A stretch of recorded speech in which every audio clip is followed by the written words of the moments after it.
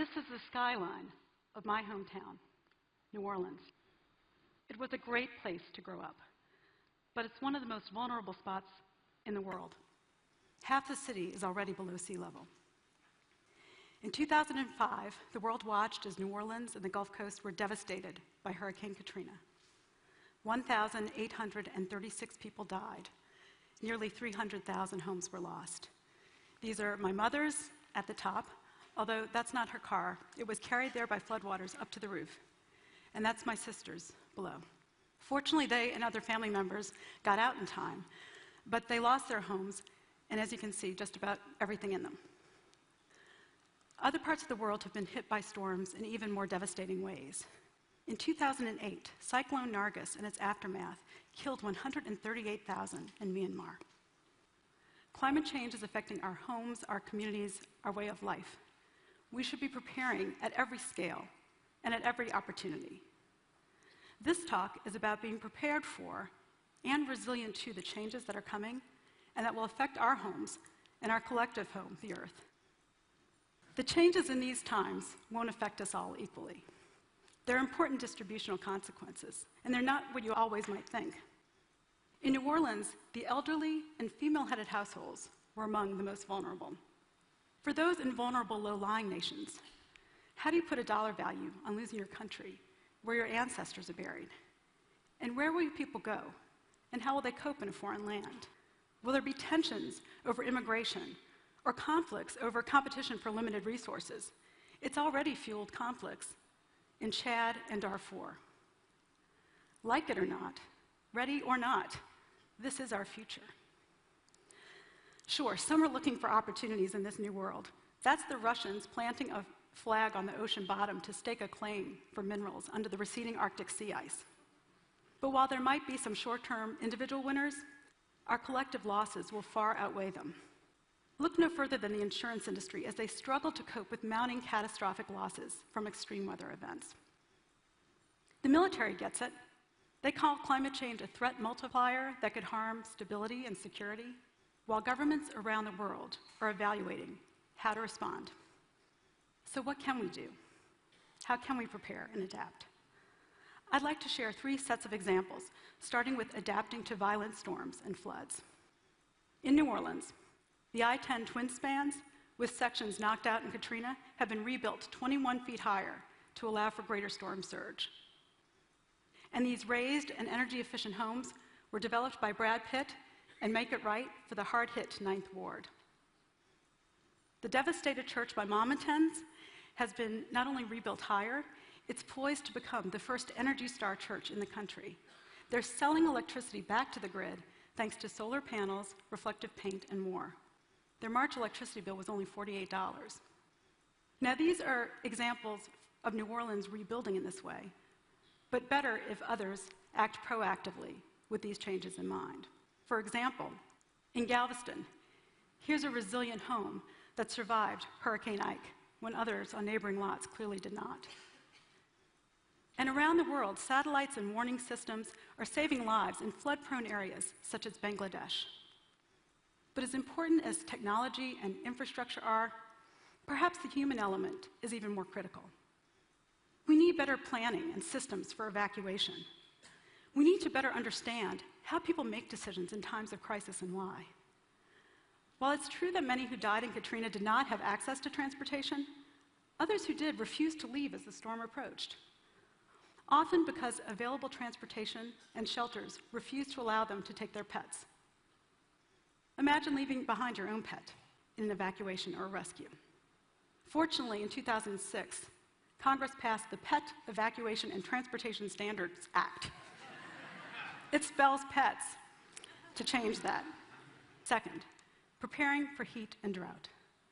Farmers are facing challenges of drought from Asia to Africa, from Australia to Oklahoma, while heat waves linked with climate change have killed tens of thousands of people in Western Europe in 2003, and again in Russia in 2010.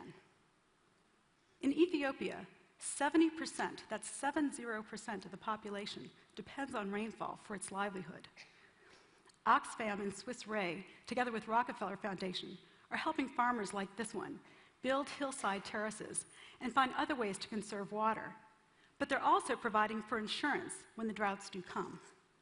The stability this provides is giving the farmers the confidence to invest. It's giving them access to affordable credit.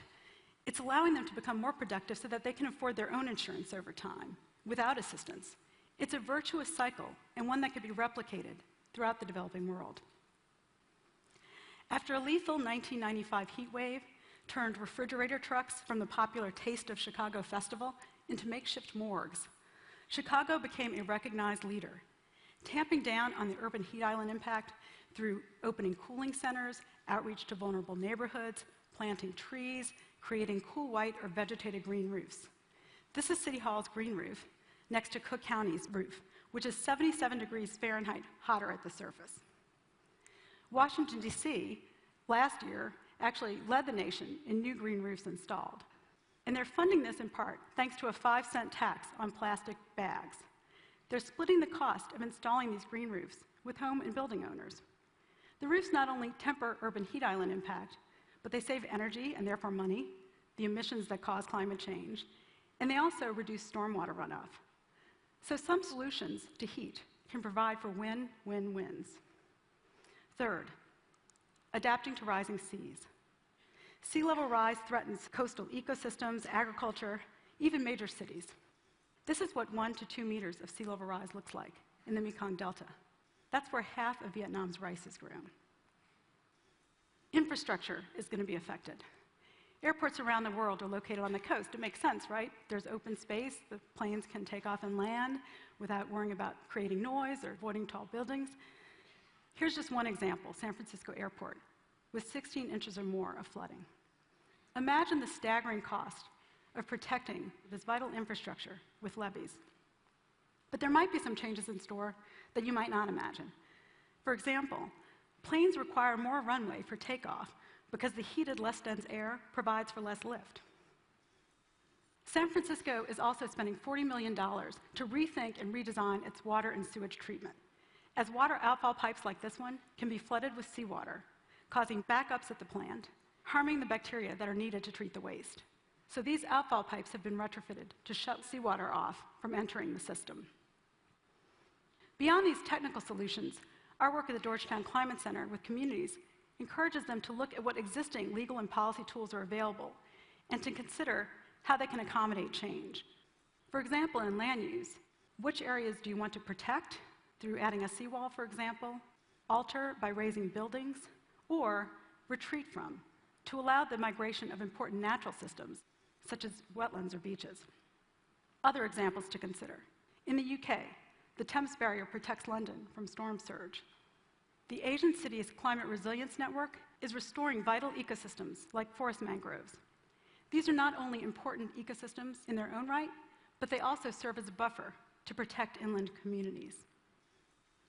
New York City is incredibly vulnerable to storms, as you can see from this clever sign, and to sea level rise, and to storm surge, as you can see from the subway flooding.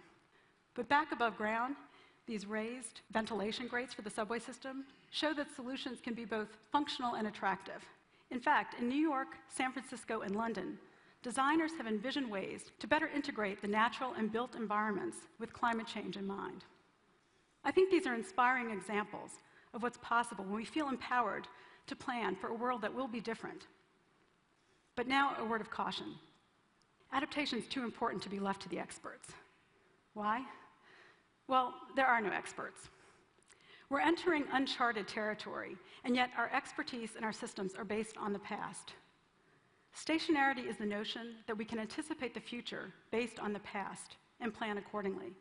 And this principle governs much of our engineering, our design of critical infrastructure, city water systems, building codes, even water rights and other legal precedents.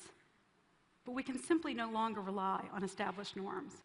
We're operating outside the bounds of CO2 concentrations that this planet has seen for hundreds of thousands of years. The larger point I'm trying to make is this. It's up to us to look at our homes and our communities, our vulnerabilities and our exposures to risk, and to find ways to not just survive, but to thrive. And it's up to us to plan and to prepare and to call on our government leaders and require them to do the same, even while they address the underlying causes of climate change. There are no quick fixes. There are no one-size-fits-all solutions. We're all learning by doing. But the operative word is doing. Thank you.